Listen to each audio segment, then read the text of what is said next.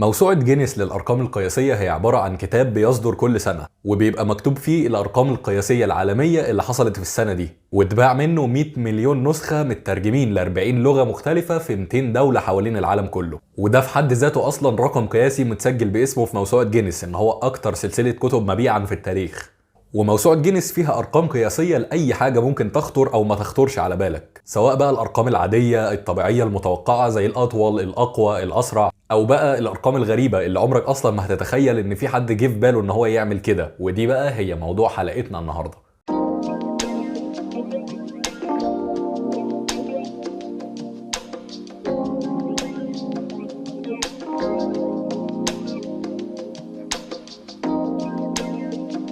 لو فضلت كده شوية تدعبس في الأرقام اللي موجودة في موسوعة جينيس هتلاقي أرقام كتير غريبة جدا، هتخليك تسأل نفسك هو ليه أصلا صاحبها فكر إن هو يعمل كده، أو إزاي أصلا جت في باله الفكرة دي. ودلوقتي هنتكلم عن شوية من أغرب الأرقام اللي من النوع ده، وبالتحديد أغرب 5 قابلوني وأنا بدور. تخيل معايا كده أغلى قطعة تشيز كيك ممكن تاكلها في أنظف مطعم أو كافيه أو فندق في مصر، ممكن تبقى بكام؟ تخيلت؟ خليني اقول لك ان مهما كان الرقم اللي جه في بالك فانت اكيد ما قربتش من الرقم اللي بتتباع بيه اغلى قطعه تشيز كيك في العالم كله، ودي اللي بتتباع في مطعم الشيف رافائيل في نيويورك. وكيكه الشيف رافائيل دي بتتباع ب 4600 دولار امريكي، يعني وقت تصوير الحلقه دي ثمنها بيساوي اكتر من 140 الف جنيه مصري، يا بلاش والله. والشيف بيقول ان السر ورا السعر المهول ده هو المكونات اللي هو استخدمها عشان يعمل الكيكه دي، لانه استخدم فيها اغلى انواع الجبن في العالم، ده غير الشوكولاته والبندق اللي هي برضه من الاغلى في العالم.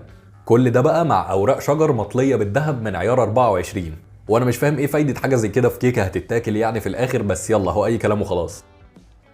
مهما كنت سعان ومتكلفت ولابس الدولاب كله وانت بتتفرج عليا دلوقتي، فانت اكيد عمرك ما هتبقى زي الكندي تيد هاستنجز اللي دخل موسوعة جينيس لما لبس 260 تيشيرت مع بعض في وقت واحد. وبيقول ان الفكرة جات له لما كان بيقرا كتاب عن الارقام القياسية، وقرا عن شخص كان محقق رقم قياسي في عدد التيشيرتات اللي لبسها في وقت واحد على بعض، وقرر ساعتها تيد ان هو يكسر الرقم ده، ولبس ال 260 تيشيرت دول في مدة حوالي 4 ساعات كاملين. وده كان بمساعدة صحابه اللي قعدوا يلبسوه التيشيرتات من المقاس الأصغر للأكبر، وهكذا لحد ما لبس ال 260 تيشيرت فوق بعض في وقت واحد وكسر الرقم القياسي ودخل موسوعة جينيس.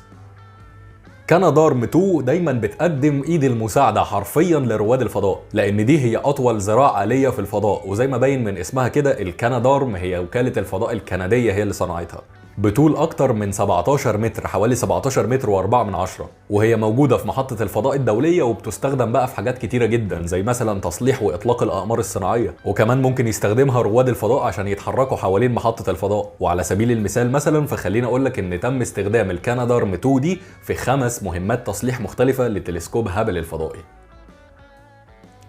لما تخش سوبر ماركت كده وتكون بتزق عربية قدامك شايل فيها الحاجات اللي هتشتريها، ما تنساش ان دي ولا حاجة بالنسبة لأكبر عربية تسوق في العالم اللي عملها الأمريكي فريدريك ريفستايك، بارتفاع عن الأرض 4 متر ونص وعرض 2 ونص وطول أكتر من 8 متر، وده اللي بيخلي حجمها أكبر من حجم الفيل الأفريقي. والعربية دي مش بتتجر أو بتتزق زي اللي أنت متعود عليها في السوبر ماركت طبعا، لكن دي فيها محركات بتخلي فريدريك يقدر يسوقها زيها زي أي عربية عادية، ومعاه رخصة إنه يسوقها على الطريق لسرعة توصل أكتر من 90 كيلومتر في الساعة. لعبة اليويو كلنا عارفينها وكنا بنحب نلعب بيها واحنا صغيرين، وكلنا عارفين ان ليها دايما شكل وحجم مميز كده ما بيزيدش تقريبا عن حجم صوابع كف الايد الواحدة. لكن في حد بقى صممها ونفذها بشكل مختلف شوية كده، وهي بيس جونسون اللي سجلت رقم قياسي بصنع اكبر يويو في العالم. عرضها 3.6 متر بوزن اكتر من 2000 كيلوغرام، يعني حوالي 2 طن كاملين. وطبعا زي ما انتم شايفين دي عشان تلف ويتلعب بيها زي اليويو الصغيره، فهي محتاجه طبعا رفعه من بتوع المباني هي اللي تحركها.